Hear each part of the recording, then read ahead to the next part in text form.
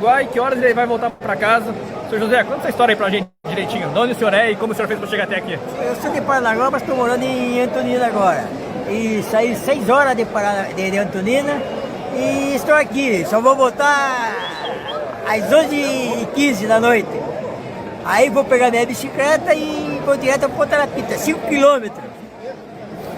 Ele tá em Antonina, ele veio de Antonina para Paranaguá, saiu de manhã cedo, 6 e pouquinho da manhã, em Paranaguá, aqui 7 horas, passa o dia aqui em Paranaguá, vem para assistir o jogo que é às 18h30, o último ônibus de Paranaguá para Antonina é por volta das 23 horas, ele vai para Antonina, vai chegar lá amanhã, que certamente vai dar uma horinha até chegar em Antonina, aí a bicicleta dele está lá na rodoviária de Antonina, e ele vai pedalar 5 km até chegar em casa. Seu Antônio, tomara que o Leão ganhe para voltar para casa pelo menos feliz, né? Verdade. Parabéns, Antônio. Parabéns. Obrigado.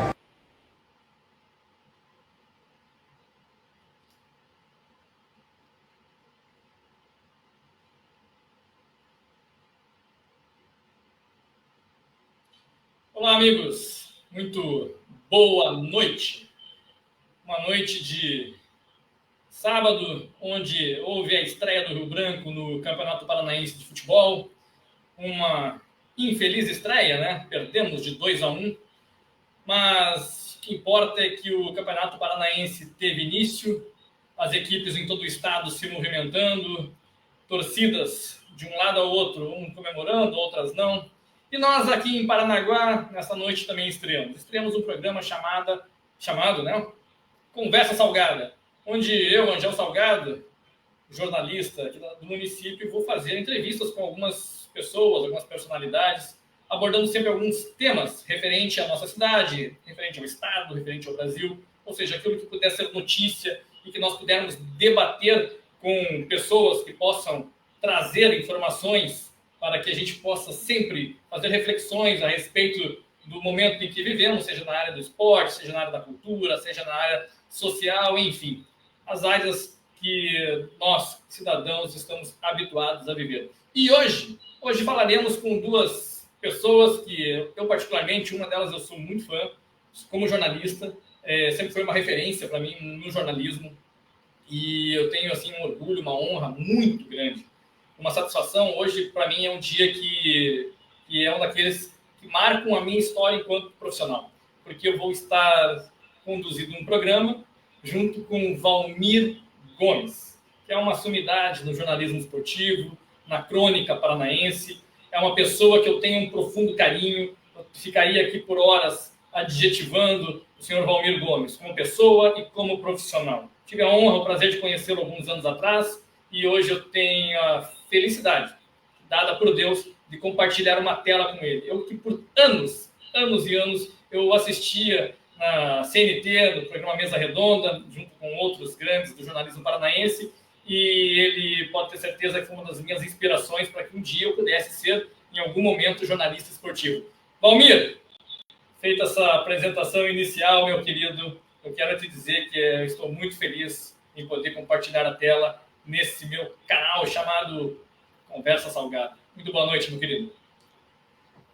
Olha, o prazer é meu, Ângelo, porque eu tenho um carinho especial por ti e pelo povo de Paranaguá, né? Então, toda vez que eu me comunico com o pessoal do litoral do estado do Paraná, e principalmente da cidade de Paranaguá, para mim é um prazer renovado e redobrado. Eu estou à tua inteira disposição e à disposição dos teus convidados para a gente trocar ideias. Perfeito. Uma outra pessoa que vai dividir tela conosco nessa noite, nesse programa inicial do Conversa Salgada, é também outra pessoa que eu tenho um profundo respeito, carinho e admiração, não só pelo profissional, mas também pela conduta, que me ensinou muito. Eu vou até contar aqui um caos, já aparece na tela, João Carlos Instrumento, ex-presidente do Rio Branco, ex-diretor comercial e operacional do Curitiba Futebol Clube, e uma das pessoas que melhor entende de administração, eu diria, nesse país, porque ele pode falar daqui a pouco a respeito da sua participação junto a uma das maiores franquias do mundo, que é o McDonald's. João, depois eu vou te contar um caso de 2005 a seu respeito comigo, quando logo o conheci. Muito boa noite, prazer tê-lo também nesse momento, para mim, de muita satisfação, que é poder ter uma conversa salgada no ar para todo mundo que quiser assistir. Bem, eu quero dizer que é uma honra participar do início, do sucesso desse programa que você desenvolve como jornalista junto à cidade de Paranaguá e redobrado por estar junto com uma das pessoas que eu admiro profissionalmente, mas de coração maior ainda, como pai e avô. Tive o prazer de me formar na Universidade Federal, junto com Robson Gomes, um profissional da área, com uma expertise enorme, que hoje está na Indonésia, junto com a Vivi, sua esposa, e sei do lado familiar que o Valmir tem, e eu tive o prazer de conviver com eles, e eu me sinto muito honrado hoje de estar dividindo a tela com essa personalidade, com o pai e avô sensacional, uma pessoa digna do meu maior respeito. Felicidades mesmo ao Valmir, e o sucesso ao Robson, e isso é de coração pelos anos que nós tivemos juntos. Só tem que agradecer, né? Primeiro, porque o João Frumento, ele toda a vida foi parceiro do meu filho, inclusive quando foi presidente do Rio Branco, né? A gente fez uma amizade, fortaleceu essa amizade, né? E hoje estar junto com o dono do programa, mais com o João Frumento, para mim é um prazer redobrado.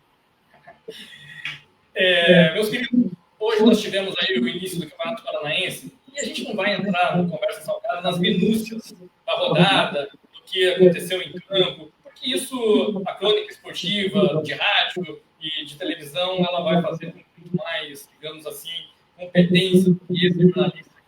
Mas eu gostaria de adentrar um assunto que é sobre o Campeonato Paranaense enquanto importância, porque hoje nós começamos a ver o nosso estado sendo movimentado em seus estádios, de norte a sul, de leste a oeste. Aqui na parte leste, triste, né? Porque nós tivemos uma derrota inesperada do Rio Branco para a equipe do Azures, lá de Pato Branco. Valmir, sua longa caminhada no jornalismo esportivo, o que representa o campeonato estadual e o paranaense nesse ano de 2025? Que eu até conversava com o João mais cedo, e eu falava, esse ano ele completa um quarto do nosso século XXI. E os campeonatos estaduais, eles estão há mais de 100 anos em vigor, ininterruptos. O que faz o sucesso, se é que a gente pode atribuir essa palavra, aos campeonatos estaduais? Olha, eu acho que o futebol brasileiro, que é pentacampeão, que um dia foi pentacampeão do mundo, ele deve isso aos campeonatos regionais. E nós falando em campeonato regional, nós estamos falando também do Rio Branco, que participou já do primeiro campeonato regional que teve no estado do Paraná, sabe? Então, é uma semente plantada pelo Rio Branco, que agora completa mais de 100 anos e que deu muitos frutos para o futebol brasileiro, porque a gente não pode esquecer do futebol raiz. E quando a gente fala em campeonato regional, a gente fala em campeonato regional dos estados do Sul, do Sudeste, do Nordeste, do Rio de Janeiro, de São Paulo, né? E foi aí, e foi por causa disso, inclusive o teu time, Ângelo, tem uma história lindíssima de campeonatos regionais, que hoje é um dos grandes clubes do futebol mundial, e começou com o campeonato regional do Rio de Janeiro, sabe? Então, eu acho que se a gente não menosprezar o campeonato, o regional, e pelo contrário, se a gente poder cada vez mais fortalecer os campeonatos regionais, ele é o nascedouro de tudo. E eu tenho convicção que um dia os atuais dirigentes vão entender que eles estão equivocados. Eles perderam a razão pelo esporte chamado futebol e têm só a razão e os olhares para a economia, para o futebol business. E isto, a médio e longo prazo, é um erro extraordinário. João, eu quero aproveitar essa deixa do nosso Valmir Gomes, e você que é um homem da administração, quando ele fala da questão business, né? Hoje, muitas mudanças de CNPJ, você sai do associativo, você passa a ser uma SAF. E o Curitiba teve nesse momento e você participou dela. Você comunga dessa ideia do Valmir ou você, de uma forma respeitosamente, discorda?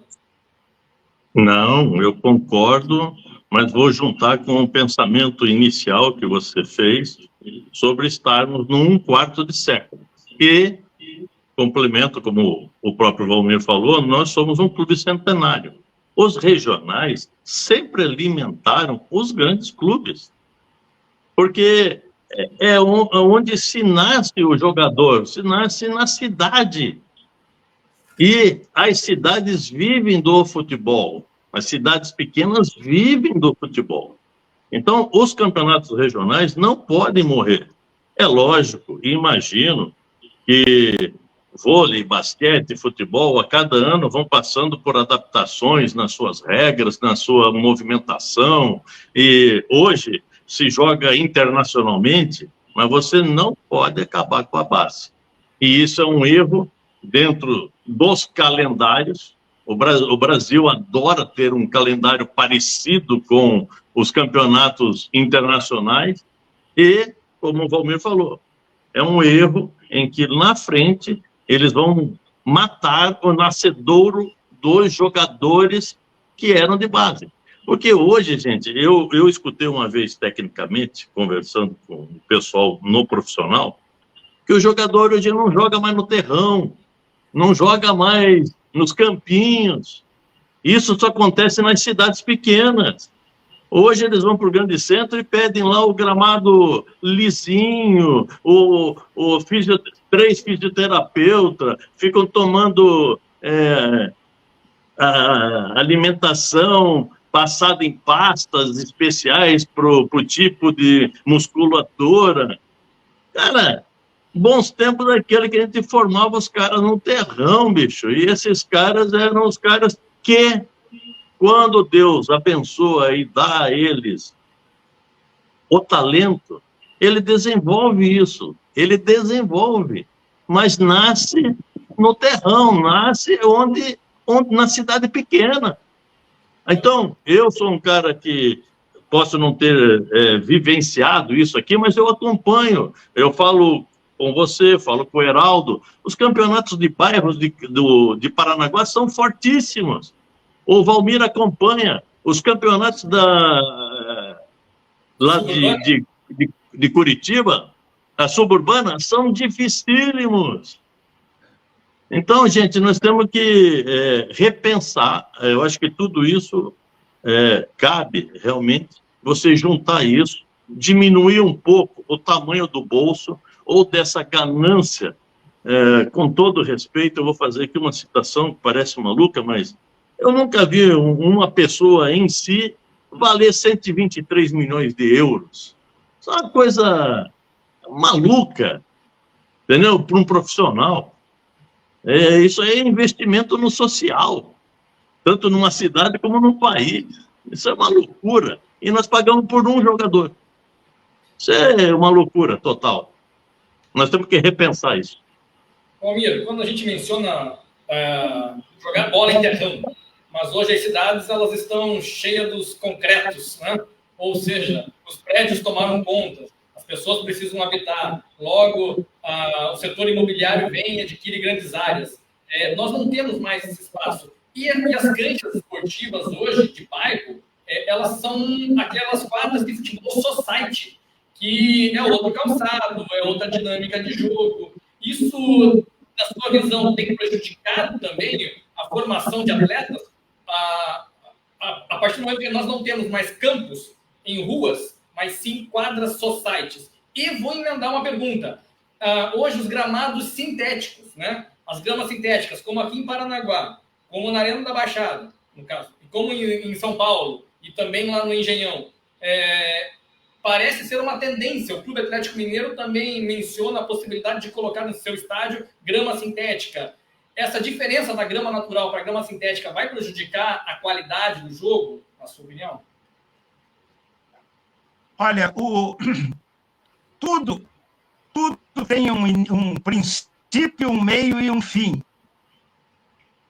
E o João Flumeto falou uma coisa que é de fundamental importância. Hoje, o meu neto, ou o neto dele, ou quem sabe amanhã depois o teu filho,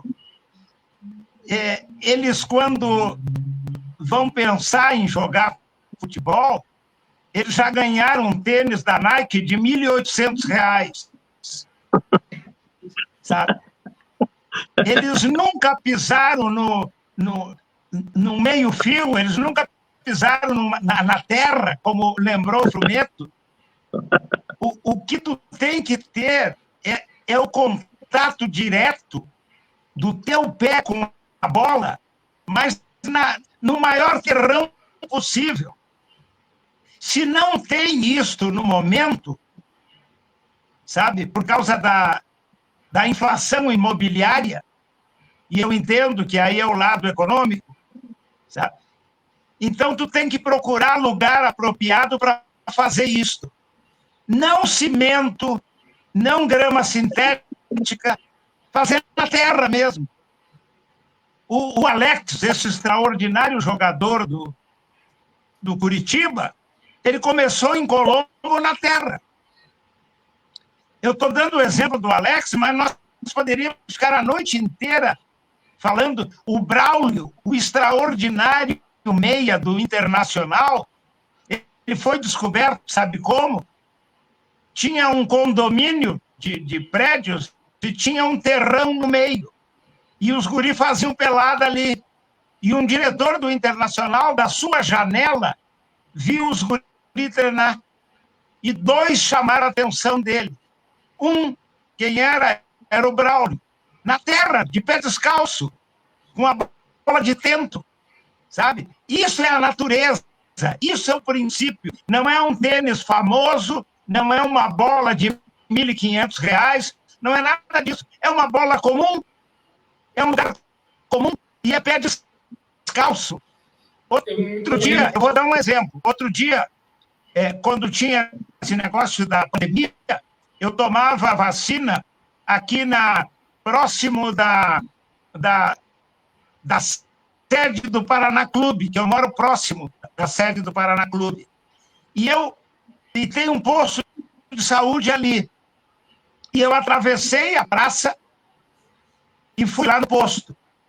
Aí tomei a vacina. Quando eu volto, eu me deparo com 2 campos de terra no meio da praça. Aí eu fui falar, tem um posto de polícia, eu fui falar com o policial, com quem é que eu podia me dirigir para fazer um campo de pelada ali. Eles tinham que ser com a prefeitura. Aí eu liguei para um amigo meu, o professor Eudes, que trabalha na prefeitura. Ele levou 15 dias, 20, para me dar resposta. E disse que a prefeitura não podia ceder o terreno para fazer o campo de pelada autêntico, porque teria uma porção de documentos burocráticos e etc, etc. Senão eu teria feito ali, sabe? Porque ali é que nasce o cara que sabe jogar ou que não sabe. E não se fabrica jogador de futebol, não se fabrica ator de teatro. Tu pode melhorar. Não se fabrica cantor, tu pode melhorar. Mas o cara nasce com aquele dom. E se o cara tem o dom e tem esse local para ele mostrar as suas qualidades, melhor seria. Muito melhor. O Romero toca num ponto que é a respeito de uma possibilidade do poder público... Angel, só um momento. Se tu arrumasse o microfone, seria melhor, porque a tua fala está difícil da gente ouvir. A do Frumento está normal, mas a tua não está muito legal. Está muito baixa. Deixa eu melhorar aqui. Será que melhorou um pouco? Melhorou um pouco, melhorou. Ah, tá. É que eu acabei mesmo reduzindo o volume aqui. Mas, enfim. João, o Valmir tocou num ponto da questão do poder público em uma ocasião ter criado a chamada burocracia para uma finalidade específica, que era a liberação de campo de futebol. Você que também é um homem que também já esteve dentro do poder público, de que forma isso pode se tornar uma política pública melhor para que os municípios tenham a intenção de fabricar, porque quando você fabrica algo, é produto interno bruto sendo feito. Consequentemente, o Brasil ganha com isso. Eu me lembro, no meu tempo da universidade, onde existia um programa Esporte para Todos. E isso era desenvolvido em praças. Um programa que veio da Alemanha. E uma das curiosidades é que eles deixam o terreno todo aberto e após um período onde fica marcado a passagem das pessoas, eles reutilizam daí os espaços com áreas. Então, áreas para futebol, para correr, áreas para jogar basquete, colocar tabela, para evitar, vou colocar numa prático assim, aquela coisa que você tem uma praça e aqueles caminhos das pessoas que atravessam para ir pegar o ônibus do outro lado. Porque o ser humano, ele faz isso, pela comodidade. Mas só que nós, da parte pública, primeiro fazemos ao nosso gosto, não ao gosto deles. Então, você veja, eu estou falando de uma situação de 1980. E, bem colocado pelo Valmir, hoje eu trabalho junto com o Comitê Brasileiro de Clubes, onde o seu slogan é formação de atletas. Boa parte desse capital está sendo investido já no alto nível. Então, a formação é a formação simplesmente de publicidade televisiva, voltado aos grandes clubes, e como formação do beabá, nós não temos. Então, você veja a inversão que nós temos, tanto nos valores de questões públicas, quanto também dos clubes que têm condições de manter isso. Cada vez mais, hoje, com todo respeito aos esportistas geral, que merece meu respeito, porque eu trabalho junto com clubes sociais. Então, você tem um campo enorme, aí é repartido em cancha de beach tênis, em cancha do vôlei de praia, do vôlei do futevôlei, e você acaba com todo aquele campo. Então, esses espaços hoje, e eles querem massificar isso, estão acabando realmente com os espaços em que eu acho, quando você coloca bem, as políticas públicas deveriam preservar espaços para que as crianças tenham. Eu vou te contar, um campo grande de futebol, inicialmente, se não tem nenhuma atividade ali, e eu estou colocando isso bem claro, tá? Porque também essa coisa de pegar a criança com 5 anos e colocar em escolinha para que ele venha a ser o Neymar, a salvação econômica da família, é um troço absurdo. Eu quero dizer que eu tive uma formação dentro do Colégio Militar, que foi a minha formação quando saí daqui de Paranaguá. Diariamente nós fazíamos exercício, salto, corridas, lançamento, domínio de bola, lançamento, correr com a bola, andar com o arco. E aí o professor, depois de muito tempo a gente fazendo todas as atividades, opa, você tem mais habilidade aqui, você tem mais habilidade ali. Mas não, eu conheci, você sabe dos nossos causos aí, que eu sou um bom contador de causas pela passagem que nós tivemos no Rio Branco. Seu João, tem um rapaz que joga pra caramba, então. O cara joga dentro daquele meio dele. Quando ele entra para o lado profissional, a coisa é diferente. Entendeu? E não é o cara que Deus colocou lá e falou, tá, vou te dar o dom, vou te dar, você desenvolva seu talento. Não, era um cara que todo mundo gostava, mas quando vai para o meio é difícil. A partir de um determinado tempo de idade, a formação deles. Eu acho que a área política deve ser bem estruturada com professores de educação física, com um grande planejamento envolvido com, vou te dizer, outra coisa forte, tá? Com escola. Eu gosto de dizer que o Gigante de Tiberê é um complexo esportivo educacional. Perfeito. Para uso de todas as modalidades. A finalidade da construção foi essa. Esse é ponto pacífico. Então, pode seguir, Valmir. Não, é que eu ia mencionar, Valmir, é que é justamente isso. Porque quando a gente conversa sobre todos esses assuntos, né, a gente foi desde a questão da falta de espaço em áreas públicas, a questão da ausência de política pública, de pensamento mais voltado ao business do que propriamente a criação de talentos. E porque quando a gente pega o Campeonato Paranaense, não por nada, mas a gente tem muita dificuldade em quem que é o craque do campeonato. Ou melhor, o craque eu não diria. Eu diria a revelação. Aquele que se revela enquanto um grande jogador. Quais foram os nossos últimos grandes jogadores do futebol do estado do Paraná que foram, digamos assim, referências aí em outras regiões? Eu tenho percebido, né, por acompanhar essa redução, ou quando se usa o termo revelação, não é uma revelação, né? É simplesmente ali o melhor entre um grupo médio de jogadores, né? Ou não, Valmir, ou a gente tem revelado jogadores sim. Tu sabe que aconteceu um fato no futebol que acabou muito com isso que tu está dizendo. Nós, no passado, nós tínhamos olheiros de futebol que eram aquelas pessoas que se dedicavam graciosamente pelo clube. Eles saíam aí do centro de Paranaguá, iam lá em Antonina, em Morretes, ver um jogo, porque disseram para ele que tinha 2 guri ou um guri que arrebentava uma bola, sabe? E eles iam ver o garoto no nascedouro dele.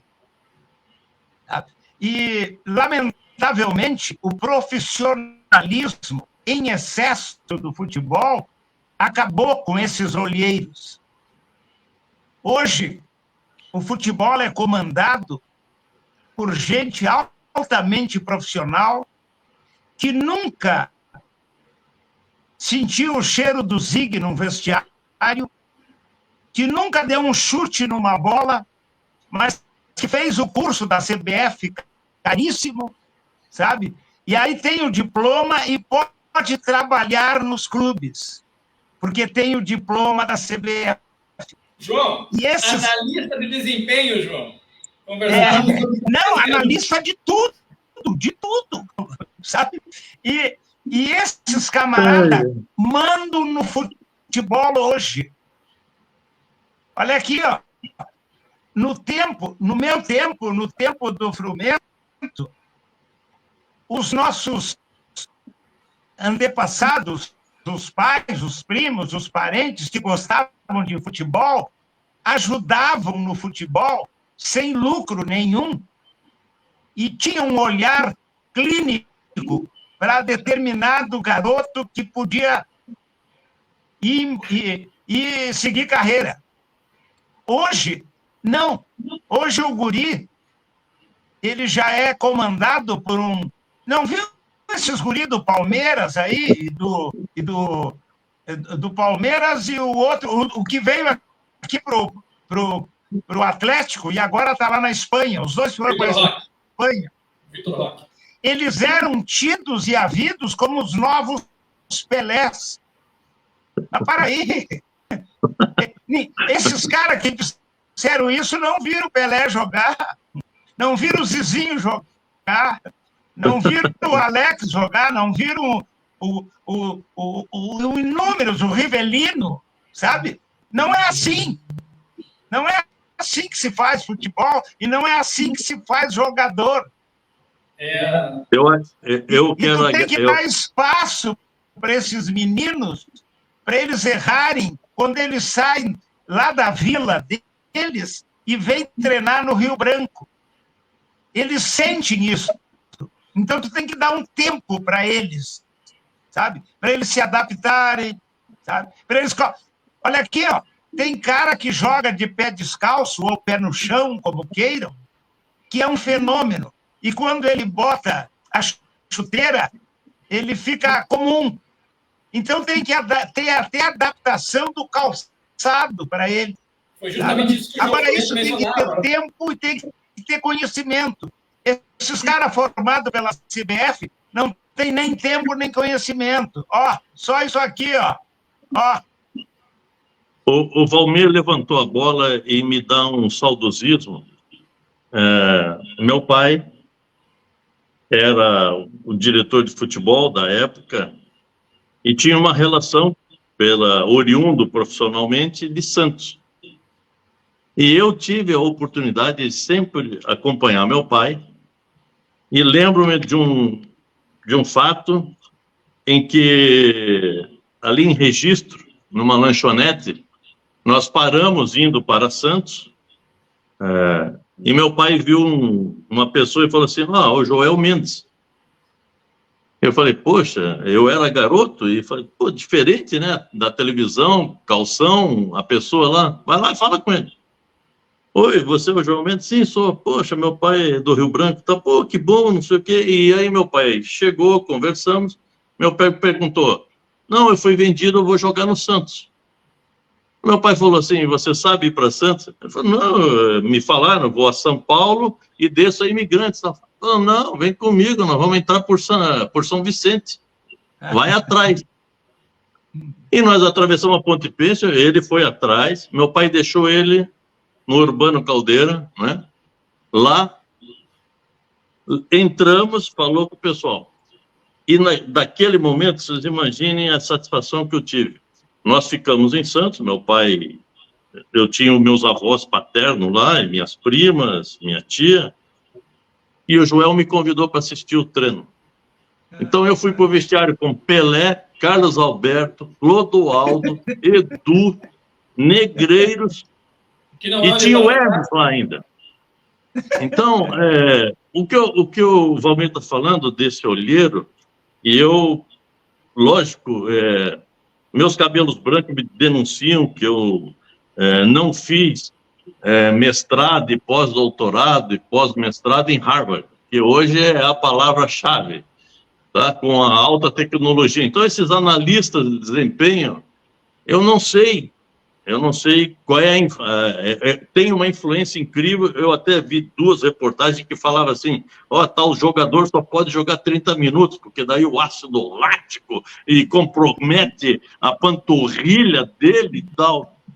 Só que aquele jogador, aquele antigão que nós tínhamos lá, deixa ele lá que ele vai resolver aos 45. E ele colocava a bola lá e fazia e terminava. Mas hoje, nós estamos à mercê disso. E é uma pena mesmo, que não tenha se desenvolvido isso na parte mais humana. Hoje, além dessa alta tecnologia, o Valmir sabe bem, antigamente eu sei que também a legislação era difícil para o jogador, né, por ter o contrato junto ao clube, mas hoje o empresário, ele é uma pessoa que escala. Tem influência hoje num determinado clube de futebol em que os empresários escalam. Mas então, justamente é difícil você manter essa situação. Nós estamos precisando de uma reformulação e aí cabe, eu não sei te dizer se vai ser bom, se não vai ser bom, se o Ronaldinho vai ser o presidente da CBF ou não. Não sei com quem que nós devemos contar nessa parte administrativa. Tá? O futebol, gente, do outro lado, ele é extremamente passional. E algumas pessoas você citou no início, né, nós falando de administração, você veja, Cruzeiro e Atlético Mineiro hoje são SAF através de grandes empresários, que são torcedores do seu time. Eu não sei até onde vai isso. Como também o Valmir citou muito bem, nós temos profissionais que nunca, eu vou lembrar do meu amigo Sicupira e de outros, quando perguntaram se você já tinha ouvido o hino nacional de chuteira. Então, são pessoas que nunca estiveram num gramado, né, e que tomam decisões assim, sem ter a base, né, e o conhecimento geral do que é o futebol, das pessoas que vivem disso. Hoje, realmente, a parte business, ela está fechando, né, todo o que nós tínhamos antigamente, que era muito mais emocional, muito mais paixão e muito mais terrão, que era muito mais prazeroso viver aquele futebol. E aí está uma situação em que o Valmir, no seu início, falou assim, o famoso futebol pentacampeão. E nós já estamos indo novamente para mais de 2 décadas sem ganhar nada. E dentro do futebol em clube, quando vai para o Mundial, nós estamos também há 1 década entre clubes sul-americanos e europeus, nós não ganhamos nada. João, então, nós temos que pensar, novamente, temos que repensar tudo isso. Então, o Conversa Salgada é justamente para isso, né? Fazer reflexões, né? Reflexões de natureza como essa, nós debatermos e colocarmos as pessoas que estão nos assistindo, que estão nos prestigiando, para ver um outro lado do esporte, né? Porque hoje, Valmir, nós fomos assistir Rio Branco e Azures e nós vimos uma partida sofrível, um jogo sem inspiração. O resultado, 2-1, podia ser 2-1 para o Rio Branco, porque o Rio Branco colocou uma bola na trave antes de tomar o segundo gol, mas o espetáculo em si, você não percebia a presença de um camisa 10, eu não estou desmerecendo os camisa 10 das 2 equipes, você não via passagem de laterais, você não via triangulação, ou seja, eu não estou desmerecendo a qualidade dos treinadores, não estou falando isso, eu estou falando que isso parece ser uma regra no futebol. Hoje, nós assistimos jogos onde existe um empobrecimento técnico, e tudo isso faz parte de um grande sistema de destruição das nossas bases do futebol. E então a gente está lamentando conversar sobre o futebol pentacampeão que já foi e que nós não temos perspectiva de um dia voltar a ser.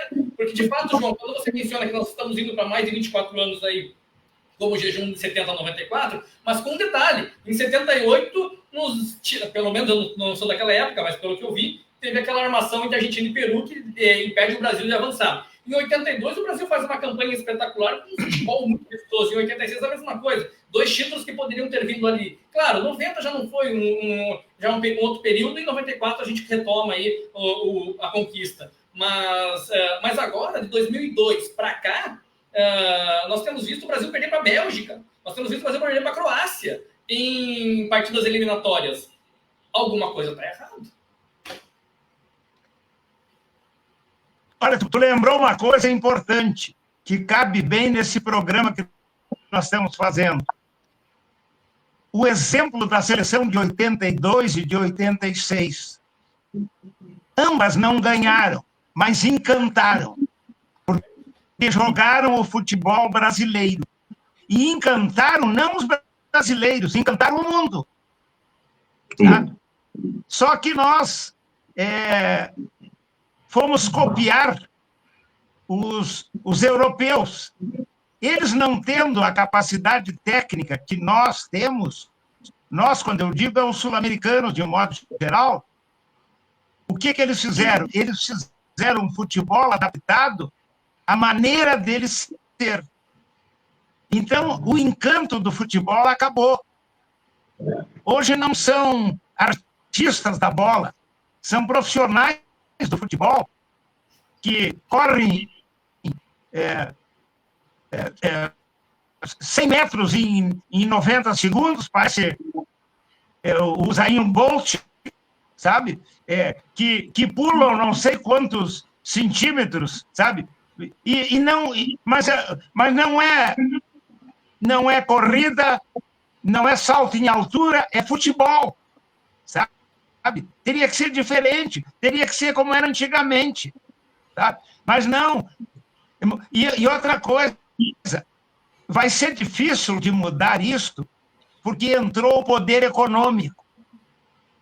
E quando o poder econômico entra num esporte, ele, em vez de ajudar, ele atrapalha, sabe? Porque aí você só pensa no esporte economicamente, não pensa nele tecnicamente.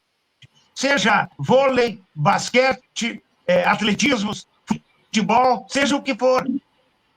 Então, nós demos um passo atrás em relação ao futebol. E você lembrou muito bem dessas duas sessões que não ganharam, mas encantaram.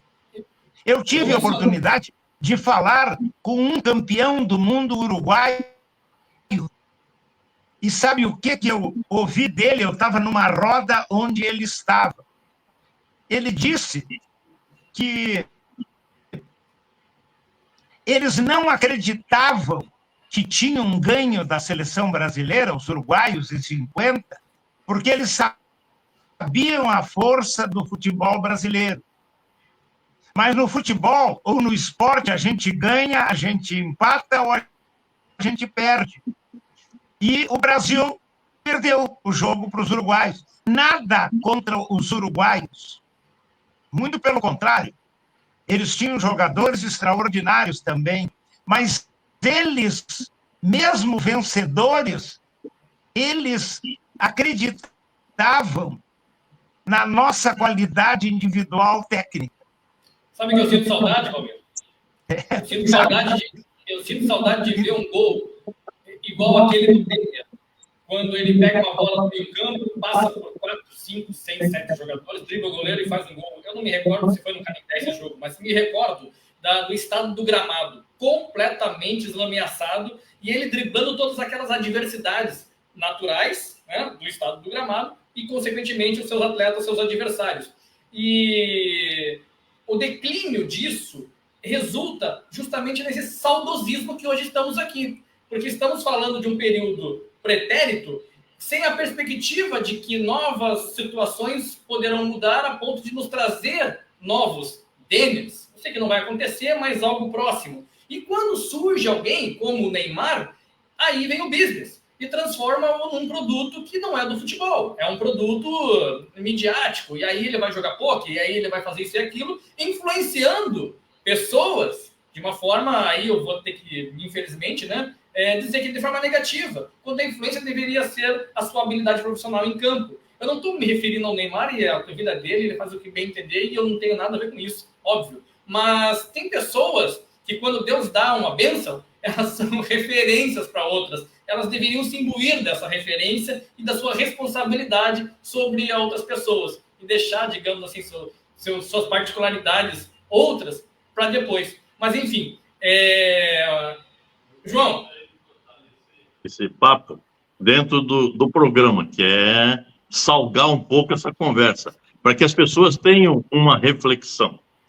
Teve um momento, eu e você, eu brinquei, eu vou tentar resumir vários pontos que eu juntei de você e do Valmir, principalmente do Valmir. Mas eu falei para você assim, nossa, ensaiaram uma jogada num lateral. Eu falei, o ano que vem eu vou importar um robô japonês, aplicar a inteligência artificial, vou tirar os técnicos. Lamentavelmente, os jogadores, vocês olham eles como botão, do velho tempo de jogar botão. Você põe eles naquela posição. Se você for assistir um treino de base, você fica abismado quando o técnico não permite que o menininho drible ou que faça uma festa. E complementando isso do que é o dom e de como nós fomos perdendo isso, e dentro do business, o Neymar, para mim, é um exemplo assim, de uma nova geração, que não é a minha, tá? E cada um tem o seu ciclo. Mas eu quero reforçar do que era o futebol brasileiro para a Europa, de um gaúcho maravilhoso, que até hoje passam seus lances dele e todo mundo fica encantado. O Messi é o que é por ter jogado com o Ronaldinho Gaúcho. aquele cara é abençoado por Deus e tinha assim, uma festa, tanto na casa dele quanto no gramado, que é do espírito dele. Um baita jogador, um jogador que, usando a palavra do Valmir, encantava o público. Sabe o que é ser aplaudido pelo time do Real Madrid, pela torcida do Real Madrid? Dentro daquele país que tem toda aquela briga patriótica de Madrid e Barcelona. Então isso, gente, esse encantamento é uma coisa que está se perdendo nisso. E eu brinquei com você dizendo, olha, a inteligência artificial está fazendo hoje pequenos profissionais, hoje youtubers, grandes palestrantes, e que também nunca estiveram no chão da fábrica. Então, são esses teóricos hoje de EAD, com todo respeito, olha bem, eu não quero aqui, eu estou aqui só apimentando, salgando a conversa. Mas nós que nos formamos, né, com caderno de caligrafia, né, e que éramos cobrados pelo estudo do português, hoje, se o teu computador ou o teu aparelho não estiver funcionando o corretor, meu Deus, é um desastre. Não sabem escrever, não sabem se desenvolver. Então, realmente, eu vou citar uma mulher maravilhosa dentro de Paranaguá, minha avó, Dona Geni, em que ela, aos 99 anos, ela falava que precisava, e nós brincamos com ela se ela queria um computador. Ela falou, meu filho, cada um tem o seu ciclo. Eu não discuto isso com os meus filhos. Meus filhos, eles mexem em 3 aparelhos de uma vez só. Para mim é uma coisa maluca. Mas é o mundo deles, é o ciclo de vida deles. Uma criança hoje de 2 anos mexe melhor do que eu e o Valmir nessa aparelhagem. Então, quer dizer, cada um tem o seu ciclo. E quando você falou lá no início sobre o business, sobre os clubes estarem nessa transformação de SAF, eu tenho uma preocupação. Que é exatamente sobre esse debate, nós que estamos vivendo um pouco, né, do passado, mas que foi a nossa formação, em não perder a história, não perder a essência. Hoje, um clube SAF que pertence a uma instituição financeira não é mais um clube de futebol. Tá? Então você... E com o passar do tempo, você nunca mais vai saber quem foi Hidalgo, quem foi... para nós que conhecemos, Vivi, Oromar, Lucas, Tião Abatiá e Paquito, dos com quem eu convivi. Luiz Antônio. Então, quer dizer, é muito difícil, você vai lembrar do seu Barcílio Sicupira, do Aladim, com quem eu vou tomar café lá na panificadora dele, que é uma delícia, para escutar as histórias dele, vindo do Bangu, do Rio de Janeiro. Então, quer dizer, nós vamos perder tudo isso, gente. É um cuidado que nós precisamos ter, né? Aí você está falando bem sobre os clubes regionais que têm que manter essas coisas, tá? A história do União Bandeirantes, que lamentavelmente acabou, né? Do Caramuru, que eu fui lá, eu ia jogar lá com o Rio Branco lá em Castro. Então a gente se perde nisso. Isso é uma perda até para a evolução social do Estado, da população. Então parece que nós somos hoje álcool, onde você risca o fósforo e a situação é volátil. Queima, evapora e acabou. Não, gente, pelo amor de Deus. Eu tenho orgulho, você vê, eu fiz citações aqui, meu pai, a minha avó, a gente tem que ter orgulho, sangue, como eu tenho orgulho do seu Valmir. porque eu vivi com o filho dele, um cara espetacular. Uma Quando eu pessoa de uma raiz de família incrível. Então, a gente não pode perder isso. João, quando eu me referi ao Valmir no início, porque ele faz parte da minha formação. E é verdade. O amigo faz parte da minha formação. E quando eu falo do futebol, eu também poderia me referir ao jornalismo, nós estamos perdendo as nossas referências. E isso é um prejuízo social muito grande, porque a nossa sociedade ela não deve só evoluir com a tecnologia, né? Ela deve evoluir nas suas relações.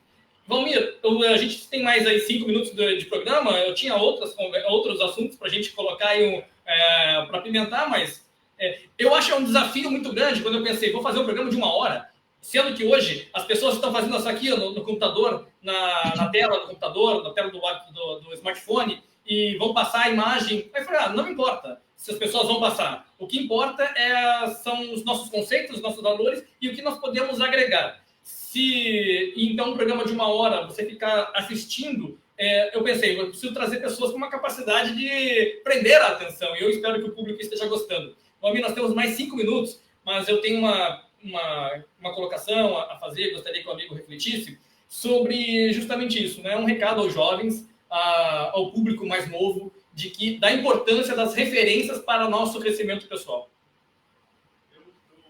Me repete, faz favor. João, pode fazer sua colocação, e aí na sequência eu já faço uma síntese para encaminhar a pergunta ao Valmir. Basicamente, até nesse momento que nós estamos numa passagem de gestões, tá? Aos mais novos, eu gostaria de dizer, tive o prazer de ser homenageado como o primeiro, você mencionou isso lá no início, como o primeiro gerente do sul do Brasil do McDonald's. Então, é uma placa, uma homenagem do McDonald's, essa grande empresa que me formou, né? E que eu levei nessa festividade o primeiro funcionário do McDonald's, e que hoje é um empresário muito forte de franquia em Curitiba, estendendo isso já para Santa Catarina, entre o Paraná e Santa Catarina. Então, para os jovens, que eles têm uma frase muito forte, né, do Bernardinho, vá e faça o seu melhor, entregue o melhor. Isso como um atleta de alto nível. Mas o jovem tem que ter isso em mente, tá?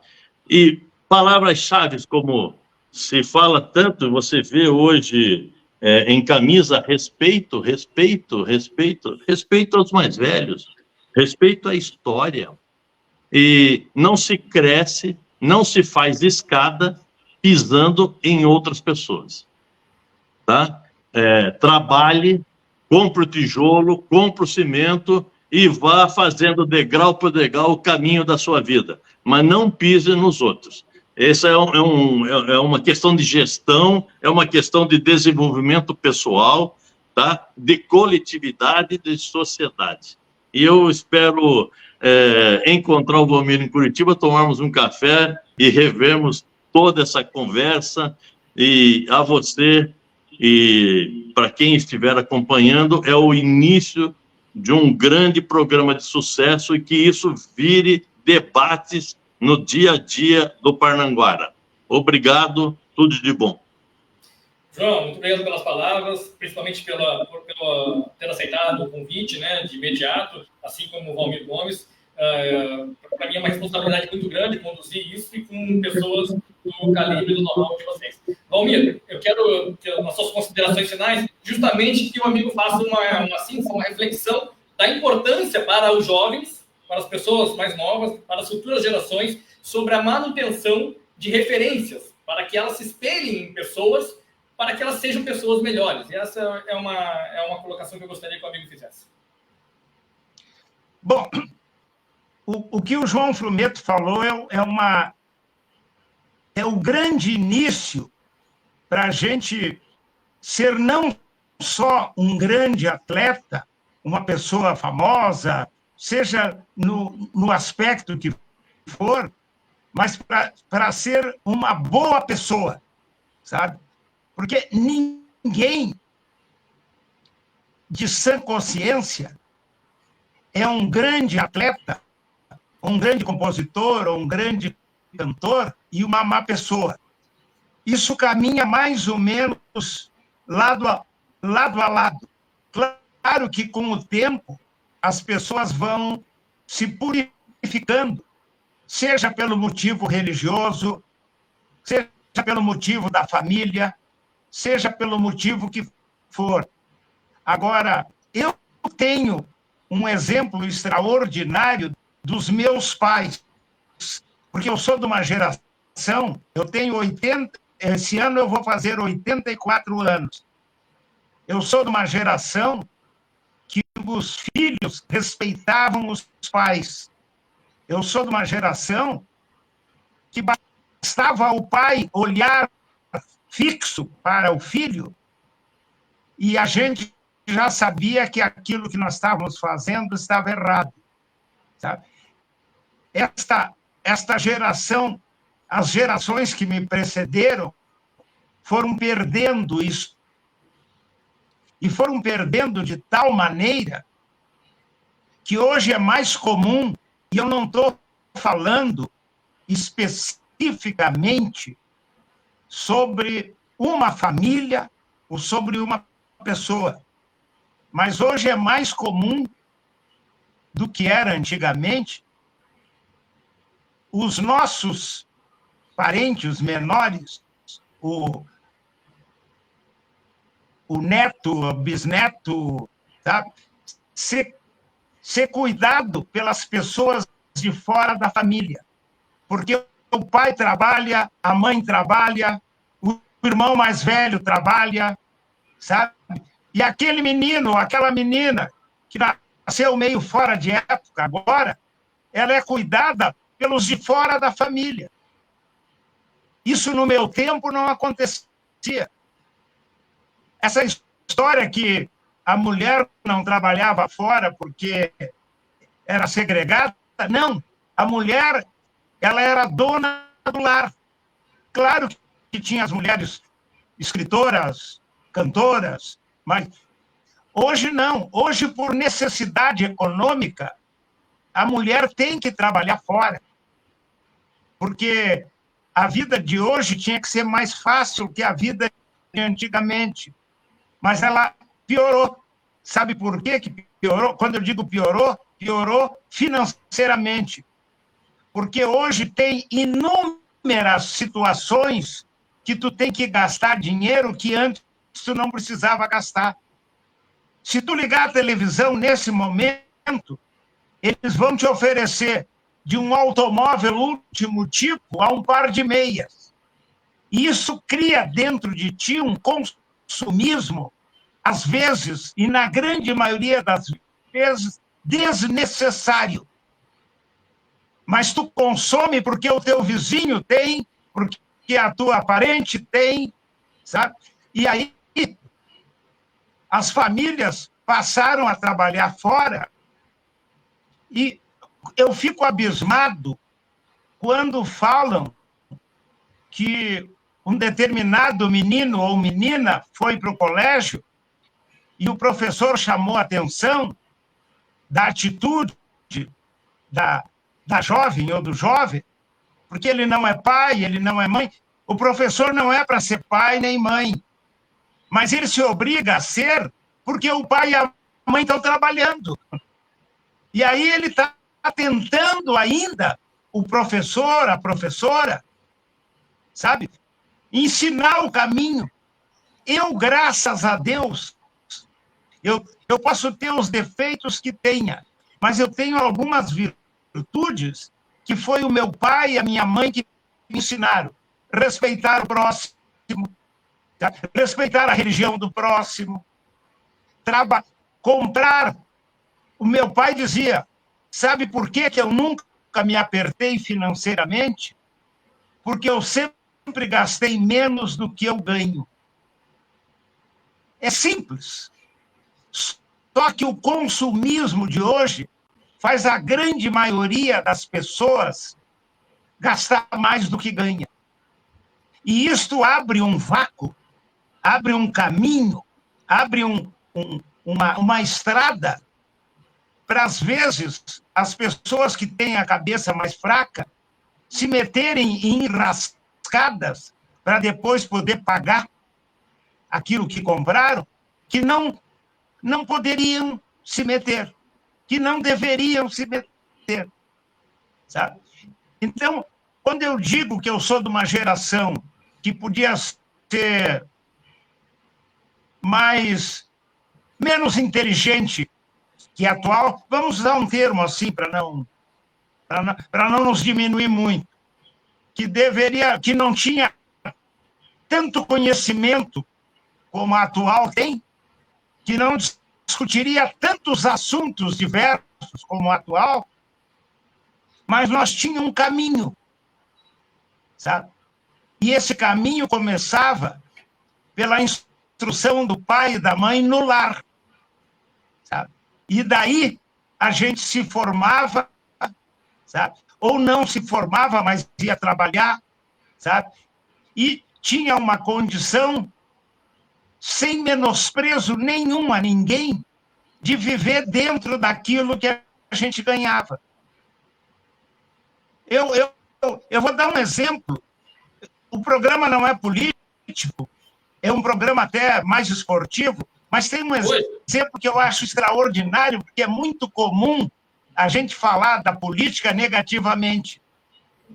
E tem um camarada chamado José Mujica, que foi presidente do Uruguai, e agora está com 89 anos, está numa situação terminal por causa de um câncer.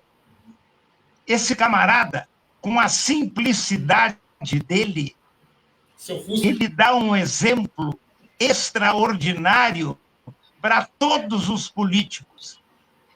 Ele entrou na política com uma casa comum e um Volkswagen. 15 anos depois, ele saiu da presidência com a mesma casa e o mesmo carro. Isso é só um exemplo de tanta coisa boa que aconteceu com ele. Por que ele fez isso? Porque ele teve, certamente, pais, parentes, que ensinaram o caminho de tu gastar dentro das tuas possibilidades. Eu fiz um questionamento, né, a respeito de referências. E o amigo fecha o nosso programa trazendo a referência de um líder de um importante país da América do Sul, que é o Mujica, e que foi eleito presidente e que mostra uma simplicidade, ou seja, o seu governo foi aceito pela sua simplicidade.